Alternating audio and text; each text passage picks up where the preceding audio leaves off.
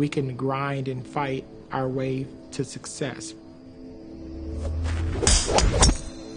But if we don't have peace, we're going to lose it just as fast as we obtained it.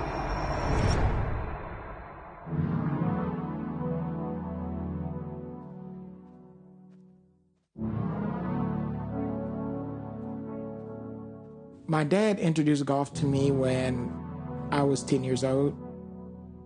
He was always wanting us to try new things, and he even did research and read that golf was great for expanding minds.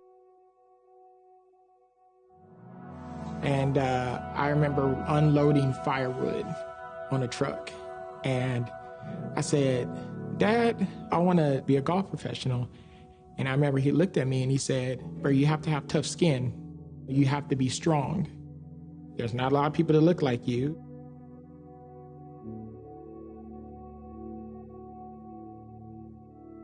Who takes a vitamins like this? No. We do. You're just being silly. I've been a golf coach for 17 years. When I started, I didn't understand that teaching was one of my gifts. I really actually wanted to play at that time. As a kid, you have that dream. It's kind of like a kid that wanted to be a professional baseball player, and he ends up becoming a good coach. You're still a professional, but you're just not playing. But when I would work with somebody and see their golf swing, it was just easy.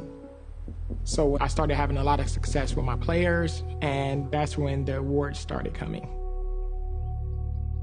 I loved the success I was having.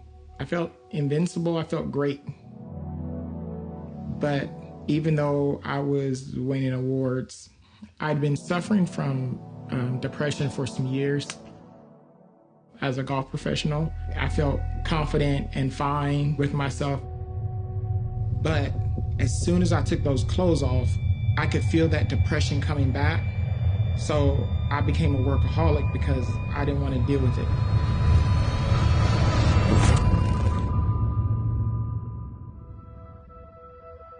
People have these giants that they have to face, but you cannot avoid them. Because if you do, you will not be fully equipped to handle your greatest purpose in your life when it comes.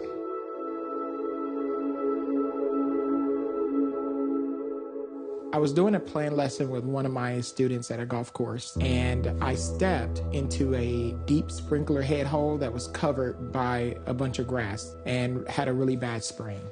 After that, I continued to teach on it and even swing on that leg. All that physical activity caused a blister. It got infected, progressed, and got worse, which led to gangrene. There was a 90% chance that I wouldn't lose my leg. But when I awoke, after my surgery, my leg was amputated.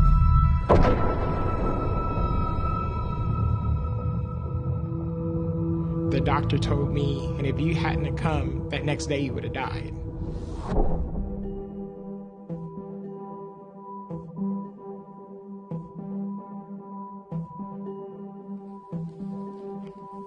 The first feeling I had when I realized my leg was gone was a little bit of relief.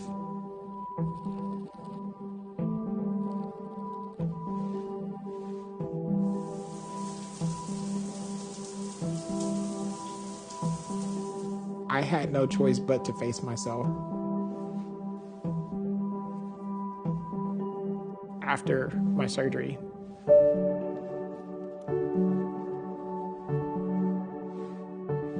when I did lose my limb, all the pain and the hurt and the negativity got cut off with my leg.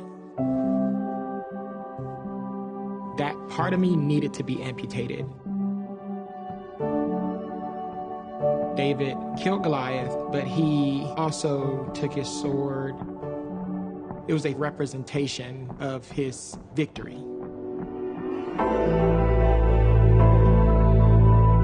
When I show people my leg, it's a physical representation of the giant that I slayed, and that's why I can't hide it. I knew I was going to play again. I knew I was going to teach. because I realize that we look at the things that are taken away from us too much instead of what we gain. Now, I'm freer to be myself, and I'm more unashamed about how I teach.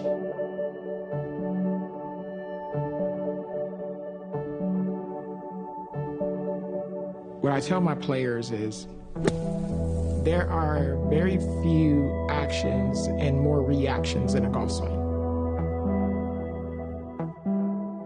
So what we do is we train so we have moments of control in an unstable environment.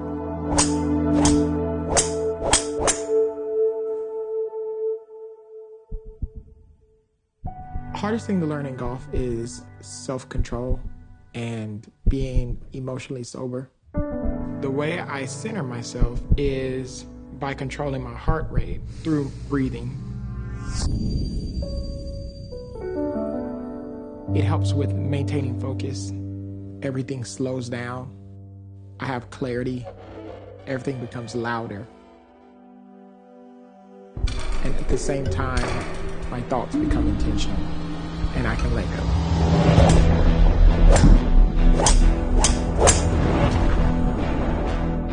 That is not easily obtained. To be great at golf, it takes intentional work.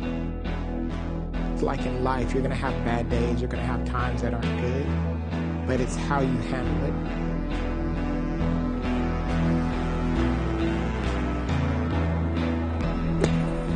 I think golf, it's a physical expression of the peaks and valleys of life.